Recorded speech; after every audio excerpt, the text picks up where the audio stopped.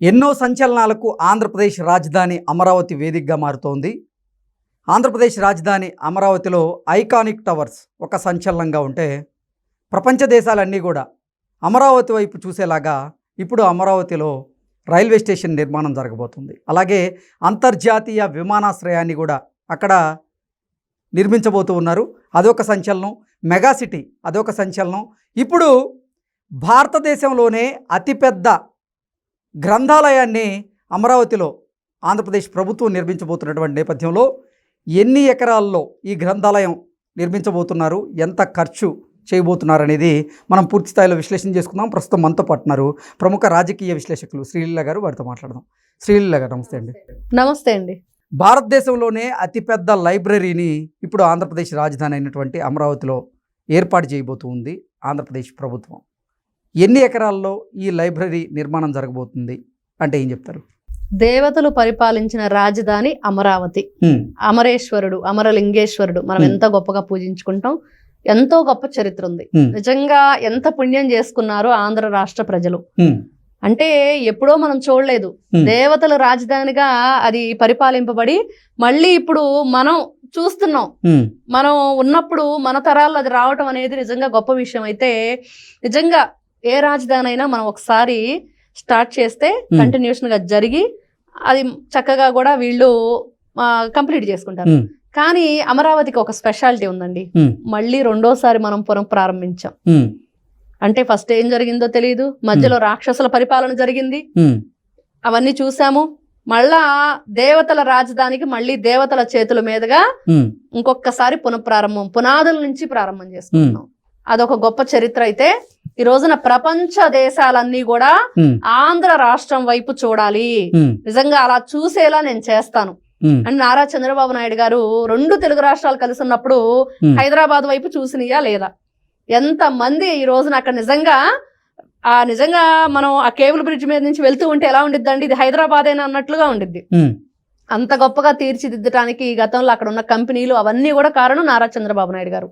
ఈ రోజున చూస్తే ఒక్క గ్రంథాలయమేనా నిజంగా అనుకుంటే గ్రీన్ సిటీగా మార్చడానికి, గ్రీన్ అంటే గ్రీన్ హైడ్రోజన్ హబ్ గా మార్చడానికి, మరి క్వాంటమ్ వ్యాలీ అని, ఇంకా గొప్పగా చూసుకుంటే ప్రపంచమే తలదన్నే విధంగా రైల్వే స్టేషన్ ఏర్పాటు చేయటం, దానికంటే ఇంకా గొప్పగా అంటే ఒక ఏదైతే ఎయిర్పోర్ట్ కూడా అక్కడ నిర్మించుకోబోతున్నాం అని చెప్పుకోవటం, ఇంకా అసలు ఇతర దేశాల్లో కూడా లేనంత అత్యాధునిక సాంకేతిక పరిజ్ఞానాలతోటి డ్రైనేజ్ సిస్టమ్ కానివ్వండి, వీళ్ళకి వాటర్ పైప్ లైన్ కానివ్వండి, ఇవన్నీ కూడా ఎంతో గొప్పగా విజనరీ లీడర్ దానికి ఒక గొప్ప సృష్టి చేయబోతున్నాడు అనేది వింటుంటే ఎప్పుడెప్పుడు చూస్తామా అంటే అమరావతిలో ఎన్నో సంచలనాలు.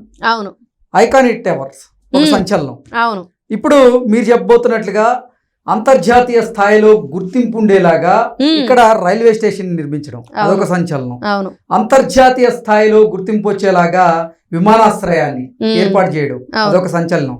మెగా సిటీని నిర్మించాలి, మెగా సిటీ, అవును, అదొక సంచలనం. అవును, ఇలా ఇప్పుడు మళ్ళీ భారతదేశంలోనే అతిపెద్ద లైబ్రరీని అమరావతిలో ఏర్పాటు చేయడం అదొక సంచలనం. ఏంటి, ఎన్ని సంచలనాలకి అమరావతి వేదిక కాబోతుంది అంటే ఏం చెప్తారు? దేవతల రాజధాని కదండి.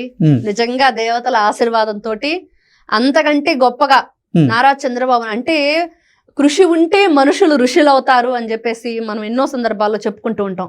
నిజంగా ఆ కృషి ఉంటే మనుషులు ఋషి అవటం అంటే ఆ ఋషిలా కనిపిస్తున్నారు ఈ రోజున నారా చంద్రబాబు నాయుడు గారు. అంటే చినిగిపోయిన చొక్కా అయినా వేసుకో, ఒక మంచి పుస్తకం కొనుక్కొని ఒక మాటని నిజంగా సువర్ణాక్షరాలతో మనం లిఖించుకొని ఎప్పుడు కూడా దాన్ని మనం గుర్తుపెట్టుకోవాల్సిన విషయం. ఈ రోజున మనం ఎన్నో కొటేషన్లు చదువుతూ ఉంటాం. సెల్ ఫోన్ చూస్తుంటే నీ తల దించుకునేలా చేస్తుంది, పుస్తకం నీ తల ఎత్తుకునేలా చేస్తుంది అని. అలాంటి పుస్తకానికి విలువ పడిపోతుంది, అందరూ మర్చిపోతున్నారు. ఆ పుస్తకం విలువ తెలియజేయాలంటే ఏం చెయ్యాలి అంటే పిల్లల్లో దాని పట్ల ఆసక్తి తీసుకురావాలి, దాంట్లో ఉన్న మంచితనాన్ని వాళ్ళకి చెప్పాలి, దానివల్ల ఉపయోగాలు చెప్పాలి, దానివల్ల మీలో విజ్ఞానం ఏ విధంగా పెంచుకోగలరో పిల్లలకి మనం తెలియజేయాలి. అంటే ఒక విద్యాశాఖ మంత్రి విద్యావంతుడిగా ఉండి ఆయన గొప్ప మంచి కాలేజీలో చదువుకొని వచ్చి ఆయన వివేకవంతమైన ఆలోచనలతోటి ముందుకు వెళితే ఏ విధంగా ఉండిద్దో ఈ రోజున అత్యాధునిక సదుపాయాలతోటి భారతదేశంలోనే అతి గొప్ప లైబ్రరీని ఇక్కడ నిర్మించబోతున్నారంటే ప్రతి ఒక్కరికి కూడా చాలా చాలా ఆనందంగా ఉంది నిజంగా. ఎందుకంటే పిల్లలు మర్చిపోతున్నారండి ఈ రోజుల్లో, మర్చిపోతున్నారు. నిజంగా మొన్న మా పాప హాస్టల్కి వెళ్ళి బుక్ తీసుకున్నానమ్మా లైబ్రరీ నుంచి అంటే హ్యాపీ అనిపించింది. ఇంకా పిల్లలకి ఆలోచన ఉంది అని. అంటే వాళ్ళు ఇంకా మనం ఉత్సాహం ఇవ్వాలి, చదవాలి, బుక్స్ చదివే అలవాటు పిల్లలకు మనం నేర్పించాలి. దీనిలో నిజంగా మా పాత్ర కూడా ఉంది అని చెప్పేసి గవర్నమెంట్ గుర్తించుకోవటం, మరి వాళ్ళకి వాళ్ళ సహాయ సహకారాలు అందిస్తూ పిల్లల పట్ల వాళ్ళు మాకు కూడా ఈ రోజున ఒక లీడర్ అంటే ఏంటి, ప్రజల క్షేమం చూసుకోవాలి, పార్టీలకు అతీతంగా, మతాలకి, కులాలకు అన్నిటికీ అతీతంగా పనిచేయాలి అంటే ఈ రోజున మనకు కనిపిస్తున్నారు కూటమి ప్రభుత్వం రూపంలో ఆంధ్ర రాష్ట్రంలో. నిజంగా ఒక లైబ్రరీ ఉందంటే ఎంత గొప్పగా అక్కడ వాళ్ళ విజ్ఞానాన్ని వాళ్ళు పెంచుకోవచ్చు. ఎన్ని పుస్తక పఠనం ద్వారా ఎంత గొప్ప మన విజ్ఞానాన్ని మనం తెలుసుకోవచ్చు.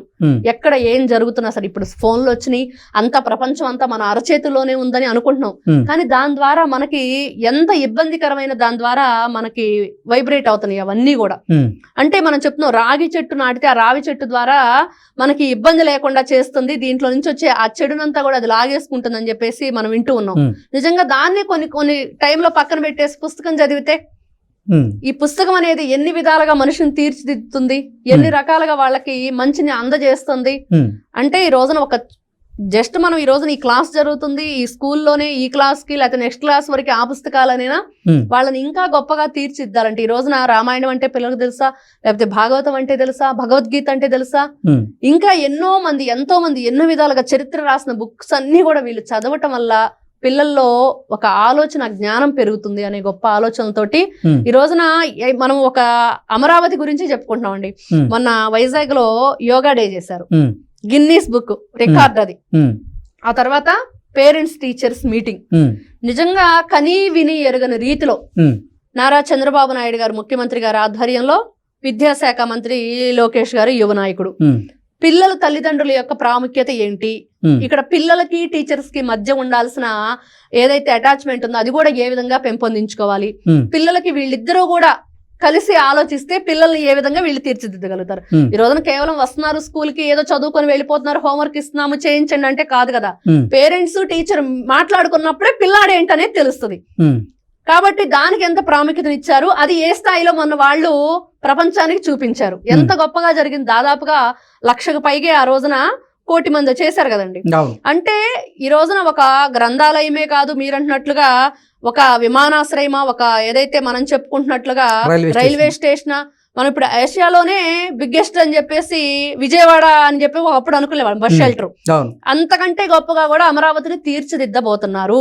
నిజంగా నారా చంద్రబాబు నాయుడు గారి కళలు ఎవరి కోసం అంటే ఇదిగో ఇప్పుడు ఉన్నారు చిన్న చిన్న పిల్లలు.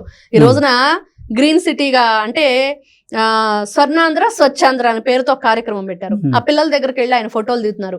వాళ్ళే రేపు భవిష్యత్తు రాష్ట్రానికి, వాళ్ళ కోసం ఈయన ఆలోచనలు. ఇప్పుడు ఎన్ని ఎకరాల్లో ఈ లైబ్రరీ నిర్మించబోతుంది ఆంధ్రప్రదేశ్ ప్రభుత్వం అంటే ఏం చెప్తారు? దాదాపుగా 2 లక్షల చదరపు అడుగులతోటి ఈ లైబ్రరీ నిర్మాణం చేపట్టబోతున్నారు. అదే విధంగా అమరావతితో పాటు ఏదైతే వైజాగ్ మనం స్టీల్ ప్లాంట్ కానివ్వండి అవన్నీ ఉన్నాయో అక్కడ కూడా దాదాపుగా 50,000 చదరపు అడుగుల విస్తీర్ణంలో అక్కడ కూడా లైబ్రరీని ఏర్పాటు చేయడం జగదాంబ సెంటర్ లో. అంటే ఒక అమరావతితో పాటు కూడా ఇతర ప్లేసెస్ లో కూడా ఉండాలి, ఉంటే అక్కడ ఉన్న ప్రజలకు కూడా దీని వల్ల ఉపయోగం ఉండేది. మనం ఈ రోజు పేపర్ లో చూస్తే అండి పుస్తక హుండీ అని ఒక ఏర్పాటు చేశారు లైబ్రరీ వాళ్ళు. ఏంటి అంటే ఎవరైనా వాళ్ళ ఇంట్లో అసలు చాలా ఓల్డ్ మంచి ఇంపార్టెంట్ బుక్స్ ఉన్నాయో అవి ఇవ్వటం, వాళ్ళ పేరు రాసి ఇదిగో మేము డొనేట్ చేస్తున్నామని ఆ పుస్తక హుండీ, అంటే దాంట్లో పుస్తకాలు మాత్రమే వేస్తారు, డబ్బులు వేరు. హుండీ అంటే మనం మామూలుగా డబ్బులు వేయటం మాత్రమే చూస్తాం, ఇది పుస్తకాలు వేసే హుండీ అనమాట. ఒంగోలులో దాన్ని ఏర్పాటు చేశారు. నిజంగా అది రాష్ట్ర వ్యాప్తంగా కూడా, అంటే ఇప్పుడు మనం అమరావతిలో ఏదైతే చాలా పెద్ద లైబ్రరీని ఏర్పాటు చేసుకుంటున్నామో ఇవన్నీ కూడా దానికి నిజంగా ఒక ఇన్స్పైర్ అనమాట. అంటే మనకు అవసరమైనటువంటి పుస్తకాలను అక్కడి నుంచి తెచ్చుకోవచ్చు, మనకు అవసరం లేనటువంటి పుస్తకాలను మనం అక్కడ ఇవ్వచ్చు. అది ఇంకెవరికైనా ఉపయోగపడుతుందేమో, ఇంకెవరైనా సరే దాని వల్ల యూజ్ అవుతుందేమో వాళ్ళకి. కాబట్టి ఇది ఎంత మంచి ఆలోచన అంటే చినిగిపోయిన చొక్కా అయినా వేసుకో, మంచి పుస్తకం కొనుక్కునే దానికి జీవితాలు ఏ విధంగా మార్చుకోవచ్చు, జీవితాలను ఏ విధంగా మలుచుకోవచ్చు అన్న దానికి నిదర్శనంగా ఈ రోజున అభివృద్ధి ఒకవైపు అంటే పిల్లల ఆలోచన విధానాన్ని, విజ్ఞానాన్ని ఏ విధంగా పెంచాలి అనే ఆలోచనతో కూడా ముందుకు వెళుతూ ఈ లైబ్రరీ అనేది ఏర్పాటు చేయడం ప్రతి ఒక్కరు కూడా ఉపయోగకరమైంది. చాలా హ్యాపీగా అందరూ కూడా ఫీల్ అవుతున్నారు.